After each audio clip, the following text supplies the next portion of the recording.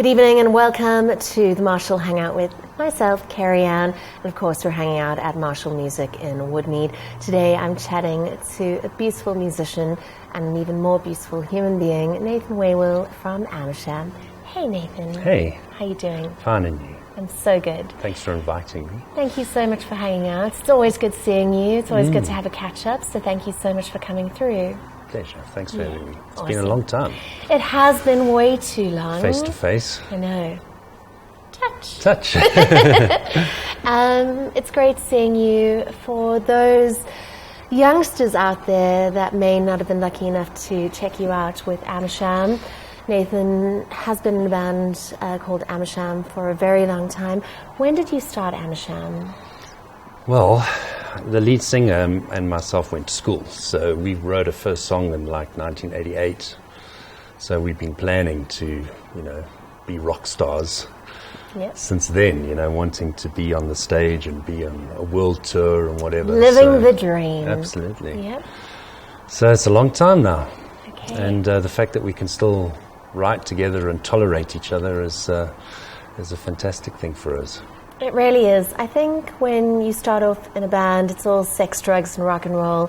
And after that kind of falls by the wayside because it really isn't all that all the time. You either break up or you're in it for the long haul. And when you're in it for the long haul, your brothers in the band are family and sometimes closer than family. So it is pretty special that you share such a strong bond with your brothers in the band, really, and making music for such a long time is pretty insane because you rocked super hard in the 90s and you had such loyal fans, and to this day I get so many requests on my radio show for the old school Amersham, and it doesn't have to be old school Amersham for too much longer. But yes, you've been a band for such a long time, but Tim isn't here, so where in the world is the rest of your band? Well, Tim moved back to England, so he's originally from the UK. Mm-hmm. His father was an EMI guy, so he got a position in Joburg, moved out the family. And then Tim joined some bands back in the 90s, Saint Legend, who was John Ellis. Yes. And then we recruited Tim when Saint Legend broke up. Okay. And he hung around for the duration of the initial Amersham spurt, which kind of ended around 99, 2000. And he went back to the UK with his family. Okay. So he's been there since then. He played with Feeder when he was there, which was a massive break for him. So obviously he felt like it was a good decision to go back. And then Sasha Sombercler, who was the original guitarist, he ended up going into the jazz world. And he's been in that kind of scene since then as well, since the late 90s. And ended up going into music teaching as well. And then Adam, after Amersham broke up, went to the UK to be with his mom for a while. And stayed in touch with me and told me he was writing some stuff. So I went out to see him when I was on tour with Karma, Henry VIII. Yes. We went to London for a show in Shepherd's Bush Empire with Sugar Drive and Springbok Noodles. What a lineup. Which was a lacquer jaw, obviously. And then I kind of nipped off to the Lake Districts where Adam was and surprised him. And we spent a few days together and he played me some of the stuff that he was writing. I said, we've got to go back, and record it. So we did a two-piece kind of project we called Starsky, which we had some success with, and we started touring it as a two-piece, and then we went to the UK as well, and we did some shows there, and I stayed for a bit, and he moved back to be with Amy, his wife, and they got married and had kids, and then a few years later, after I did a solo album, I moved back here, and then we hooked up again a few years later, and now we're doing this latest Amersham project, album, which we're going to kind of do over a period of months. We're not going to stay in studio for one, spurt and do the whole album. We're going to do it over a period. Okay, well, there's no kind of use rushing it when you've been together for such a long time. I think rushing any kind of creative process. I know that once you go into studio and you go, and then you go back and forth and back, then that can ruin it too. But I think not rushing it is the way to go. Yeah, rushing, as well as studios are different nowadays. You know, we used to have to book out a studio for 2 weeks, let's say, or maybe 3 if you were pushing it with a bigger budget. Yeah. And you would have to finish the project within that period because the record company was paying for it, and that was maybe the budget that you had for that album, that release. Now everybody's got little writing studios and little software packages that you can put ideas down and send them to each other, and then you can then decide, okay, this is what we're going to do when we see each other again. And Friday, in fact, we're going into the studio to actually put down some work on another track. And so there's periods of discussion and creativity now outside of the studio, and then we say, okay, let's go into the studio. So that's why it's taking longer nowadays. Yeah. And besides the fact of having families to feed and to educate, so we've got to have other jobs as well. Okay, so talking about not rushing it and having programs and a lot more technology at your fingertips that you didn't have 20, 30 years ago is making it easier. But what is the difference between recording now as opposed to, say, 25 years ago? Well, our first song we recorded on a little tape deck, a little Fostex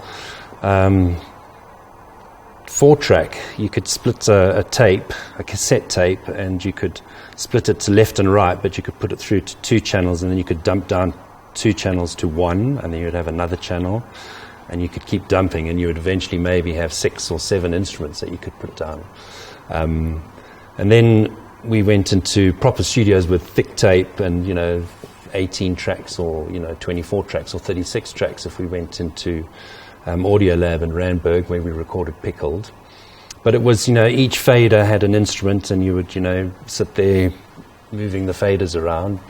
Now you see the images on a screen, and, you can cut out little glitches if you need to, or you can add in little bits here and there. You can come up with an idea on your phone and then, WhatsApp it, and, it's completely changed. It's really flipped on its head, as opposed to 4 maybe tracks back in 1980, to limitless amount of tracks now. You can have as many as you want. And you can have all of the samples going. You can have, it's really a completely different game now, recording. Okay, so talking about recording, yes, you can create something spectacular now because of the technology and because of what's going on these days. But wasn't there something special about laying a track down 25 years ago and having either a one take or having a weekend in the studio because that's all you could afford as a young band or whatever? There must have been something quite special about recording it back then. No, absolutely. For us, we keep the live instruments going still. The bass and the drums are live, and we don't play. Some guys will cut up a drum track and actually put it onto the click, but we don't do that type of stuff. So it depends on what type of band you want and what type of music you want to create. I think if you were to leave a live band and then take that song and give it to a DJ to play in a club, I'm talking about like in a dance, DJ, then that song's not going to do well because it's not that style of music. So we still keep the live element of it. So for us, the technology has allowed us to record music when we're not in a studio and the drummer's in the UK and be able to still actually put an album together. That's how we've used the technology. We don't make it as neat as some of the guys, do it, or some of the styles of music need it in order to have that type of sound, per se. Okay, so talking about it's a lot easier. The guys are situated all over, and of course with families these days, so it is a lot easier. And you've just released a new single, so tell us a bit about what's going down in the world of Amersham. We've said, and I guess there isn't a real date to the release, but tell us about the single that you've released recently. Well, there is a date now. Wow, hooray, yeah. Okay, so good. we had a record company Zoom meeting on Friday last week, And we've set October the 2nd for the digital platforms, because apparently they release on Fridays. But we've set the 1st of October for our own kind of, getting it to press and that type of stuff. So October, which is, a few weeks away. Wow, it's crazy to actually commit to a date when there hasn't been a rush for such a long time. 100%. And the new music is sounding so, so cool. So to all the Amersham fans out there, please check it out on all social media platforms. And then, of course, in October, the brand new album. How exciting! You must be super excited. Very exciting. Yeah. It really is. It's a dream come true for me. And for the rest of the band, it's amazing for us to be able to do this. Yeah. Struggling to actually make decisions over the fact that we're in lockdown or whatever. So we're sending through album ideas, covers, for example, and no, I don't like that one. And it's like, well, what don't you like about it? And it's like, difficult to explain. Yeah. It's nice to be able to sit around the table and have ideas and thresh out, but it's a very exciting process nonetheless. Brilliant. It's great. Super cool. That's awesome. My next question is going to take you back in time a little. I want to reminisce. I want to talk about the venues that Amersham played and the bands you played with, because back then there were so many great venues and the fans were super loyal and they followed you around the country. And there were, I guess, less bands possibly. And I feel like more venues, and I could be wrong, but I feel like there was a circuit of venues and you knew where you were going on a certain night. You always knew you were going to the Fontana afterwards to eat some chicken on the pavement or whatever was going down. But let's talk about the venues from back then, because I know you played Harvesters quite a lot in Kempton Park. And I know this because you have such a huge fan in Kempton Park that always requests Amersham on my radio show. But let's talk about the venues from Well, you're right. There was definitely a circuit back then. Yeah. It was obviously established by the bands that came before us. So, we really stood on the shoulders of, South African legends and took it in our stride and, went for every single club that would possibly take live original music bands. That was also something that we had to kind of break down because, some clubs wanted covers, which is understandable. But there were a lot of very cool venues that allowed us to, test out our own stuff. And there would be West Rand, East Rand, the South, Joburg Central. And then you could hook up on a nationwide tour down even through Bethlehem, which I'm not sure would, have a live original band come through anymore. Yeah.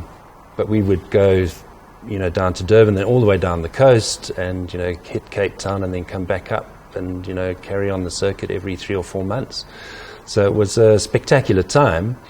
But obviously the whole system's shifted. I'm not sure what this lockdown's going to do now because maybe people are hungry to go out again and see live music. So hopefully that's going to be something that actually reinvigorates that type of nightlife, which I'm hoping. I know that Melville was certainly the kind of probably, if not the top kind of, scene back in the 90s for live music. Maybe it's going to happen again, I know that there was certainly talk of the Roxy's opening again, and there was some lacquer, nightlife happening in the old street in Melville as well, just before the lockdown. Yeah.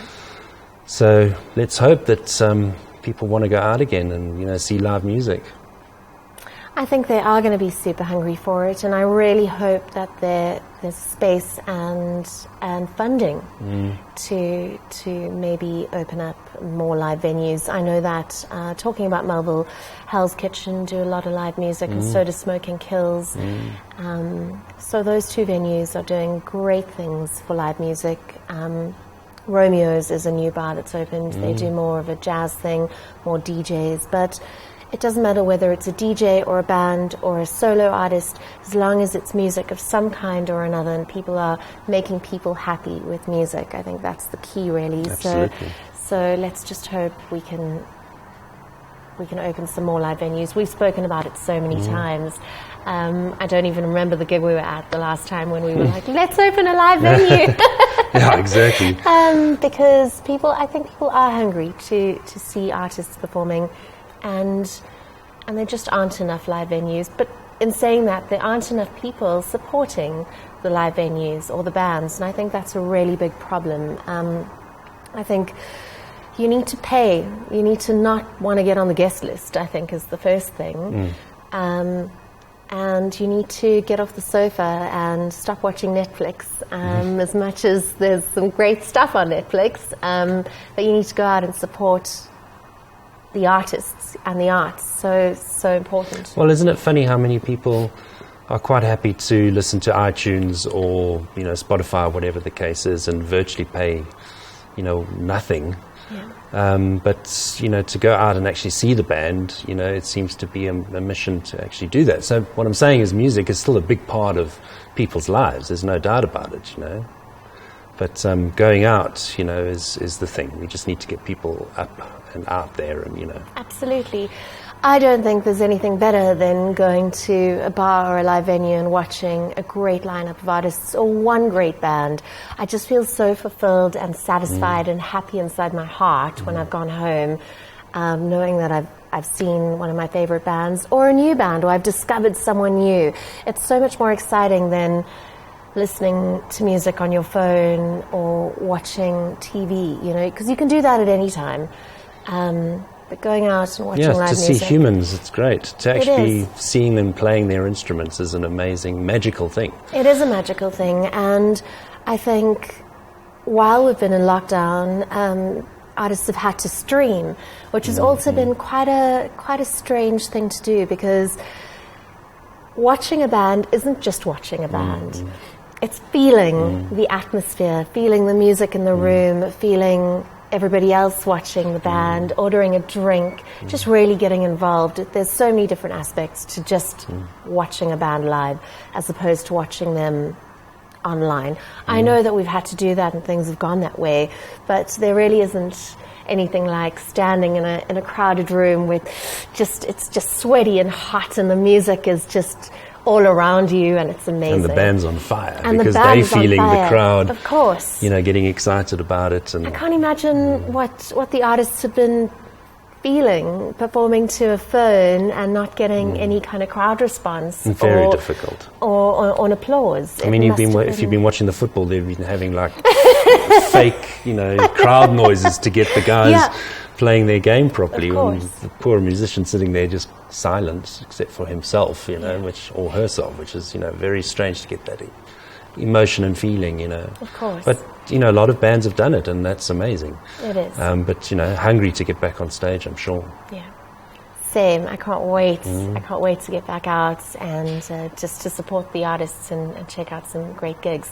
Okay, so talking about reminiscing and going back in time, let's cap it at 3. If you can remember just 3 of your favorite venues and 3 of your favorite bands back then.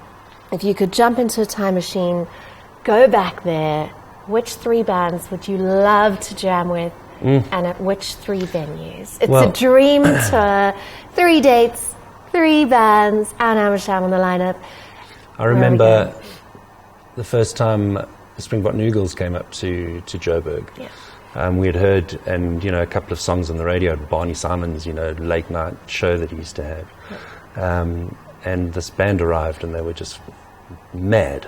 And the sound was awful, but the energy coming from the stage, and, it was just mesmerizing and, really special. So that would be something, to actually go on tour with them. I have been on a tour with them before, and to do that again would be really special. Awesome. Another band I'd love to play with again would be Sugar Drive. Unfortunately, Garth is not around, but,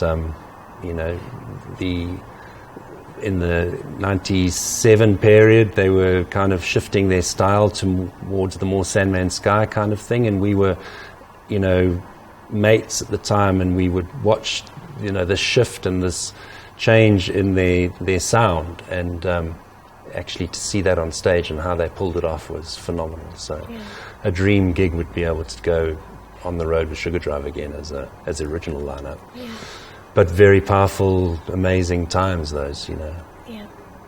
So the Roxy to me was my home stomping ground, because I lived just up the road. So I would roll down the hill, watch every single band every single day of the week that was coming through, and then roll back up the hill and, you know, go and jam with my band, you know, and start planning. So Roxy's for me is still the greatest. Yeah, it was great. I saw so many bands in and out of the Roxy. I remember going to the Roxy, and I think I must have been about 16, 16 or 17, and Sons of Trout were playing, and the guy said, "Come on tour with us." So I was like, I don't even know if I had a cell phone back then, but next minute I was on the bus and we were going to Bloemfontein, and I had school the next day, and I was like, oh, how can I tell my parents that firstly I'm not coming home, and secondly I'm on tour with a rock band, hooray. That's great. That was a cool memory for me. But Boo and the New Girls and even New Porn, when Arno and Albert started New Porn and Another Universe came out. But the first band I ever worked with was Plum. Yeah. And we did some super crazy cool gigs at I've always loved the three-piece. Three-piece band to me is the best setup. Yeah. And they were such a powerful three-piece. It was really great. I mean, just to stand in the back or in the mosh pit and just be blown over by live music is great, you know, without any, you know, stuff that needs to take you to that feeling of, you know, euphoria. Yeah. The music does it. It's just phenomenal. Amazing. So many great bands. I even remember Wicked, 16 Stitch,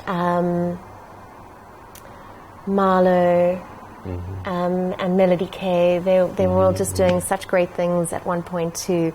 And we could be here forever talking about memories from the Roxy.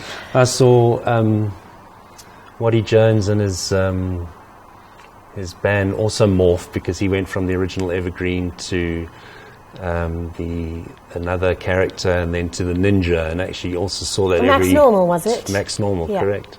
And every 18 months or 2 or 3, you know, years, 2 years, or whatever, he would morph into a new character, and, you know, it was amazing to see that type of growth and artistry, you know, to see bands actually sticking to it and actually seeing them writing and, you know, getting better as they go along. And that's a great thing as well, seeing a band that's, you know, 16, 17, 18, to then, you know, becoming, you know, as they get better with their instruments and their songwriting, it's great. And that's what you need as well. You need young bands to be able to have a space to be able to play, you know, in a live music environment, you know, to actually grow, because it's very difficult doing it at home, you know, in a garage, you know, forever, and then to think that you're just going to suddenly explode on the scene. You need to be able to go out there and jam on stage and get your chops on stage, you know.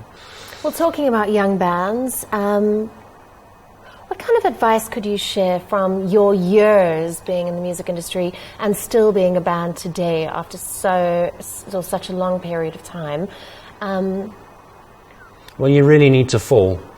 Yeah. You know, you actually got to push yourself to the point where you've got to fall somewhere, and then you know if you get back up and you still want to do it, then you know that it's in your heart that you will be destined to just keep trying until something happens, either, you know, success in any way, or the fact that you're just happy with the fact that you're in a band and that's what you've chosen for yourself, you know.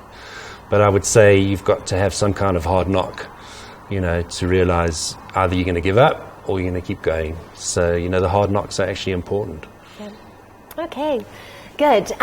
Next, I know that you have a sneaky little WhatsApp group. I keep waiting for my invite. But you've got a WhatsApp group with some pretty awesome people, and you chat about music, new music, when someone discovers something. What have you been discovering lately? What cool music have you stumbled upon that we should be checking out? Well, we talk about everything. The reason why we started it was because there's a lot of people, I think, that they think that the rock scene is dead, but it's not. And, you know, you can see from if you read some articles about downloads or whatever the case is, you see that rock music has still got a real big following in the world. Yeah. And I remember when Cassette was on tour in Europe, and a friend of ours there introduced me to a band called Mew. MEW, and if anybody has not heard of them, go check them out. They're just an amazing band. And then that kind of just ignited a a thought of like, if a band as good as that, as I've never heard of, there must be tons of bands that are out there. So that's what this group does, is that we scour, the earth to try and find, great bands that are, virtually unheard of. The one that got me kind of going a couple of years ago was The War on Drugs. That album that they released, I think in 2017, was just absolutely phenomenal. A combination of kind of Springsteen, Bob Dylan, and young guys. And it's just amazing. That's a big, big thing, a combination between Springsteen and Dylan. Wow. War on Drugs, great, great band. MEW, check them out. And I know you're a big fan of Albo as well. Big time, yeah. I mean, that voice is just astounding, and those lyrics are just out of this world. Yeah. Great band. Super great. You're saying the lyrics, so obviously you're a lyric man. Lyrics are so important to most artists. Is it the music? Is it the lyric? But yeah, you're a big lyric guy. A combination of everything, really. I mean, Radiohead is probably the biggest band that I'm, disciple of, and they've got everything, from the rock side to introducing some of the technology into it, and then a crazy original voice and these amazing lyrics that just hit you deep, and that's, to me, it's the whole package, Awesome. Okay, next I am giving you 50,000 Rand. You're Thank welcome. You. Bye. And you can buy whatever you like right here, right now in this Marshall store. What is the one piece that you've always wanted, or you just haven't gotten around to get for yourself yet? What are you buying for yourself? Well, the fact that these are kind of lying around here, and that wasn't planned, right? I've never had an orange. I've played through an orange before, but I've never owned one. And I would go straight into a nice orange. Rob and I were talking just now about touring with one of these monsters, but I would get the biggest and the loudest for my bass. I've got a couple of nice bass guitars. I wouldn't go for a new bass guitar, but a nice new orange bass amp would be 50 grand. Can you buy anything for 50 grand nowadays? Good question. You can at Marshall Music, and you've got an invisible 50,000 Rand voucher. That's great. Okay, thank you so much for coming to chat to me, and hanging out with you is always so much fun. I can't wait to do more of it. I can't wait to watch more live music with you. Sure, that would be great. Nathan is such a supporter of music in all ways and forms, so thank you so much for everything you've done. Thank you for sharing your advice and your stories with us today. Before you go, a message to your band. You've been in a couple, but I'm talking about Amersham today. Just a message you'd like to send out to them firstly. Whoa. Well, just it would be great for us to be able to get up on the stage together again. And, we do talk about it occasionally, but it would be great if we, actually did. To talk about it is one thing, but to actually just go for it, because I think there's still some nerves. To get back on stage and to actually, can we still pull it off, and how will it feel? But just dive into it. Let's just see what happens. Please dive into it. Shake off the nerves. There are always going to be nerves, and good nerves. I think they're fun nerves. And when you're on stage with your brothers that you've shared so much with for so many years, I think it can only be something amazing. And I think your fans would freak out. And thanks lastly, for your support. Thank you, Nathan. I was going to ask any special shout-outs to anyone who's touched your life in the music industry, your family, your friends, promoters, anyone you'd like to send a special shout-out to? I mean, we've been out of it for a while now, but back then we had some great people in the record companies, so we've been blessed to have, good people around us. But recently, Mix FM and yourself have been very supportive. In fact, if we hadn't have done some things with you, I don't know whether we would be at this stage with the band. So, the fact that you guys and Mix FM play some South African music often, and that's, amazing for bands to hear their stuff on the radio. So, thank you. Thank you, Nathan. Thank you so much.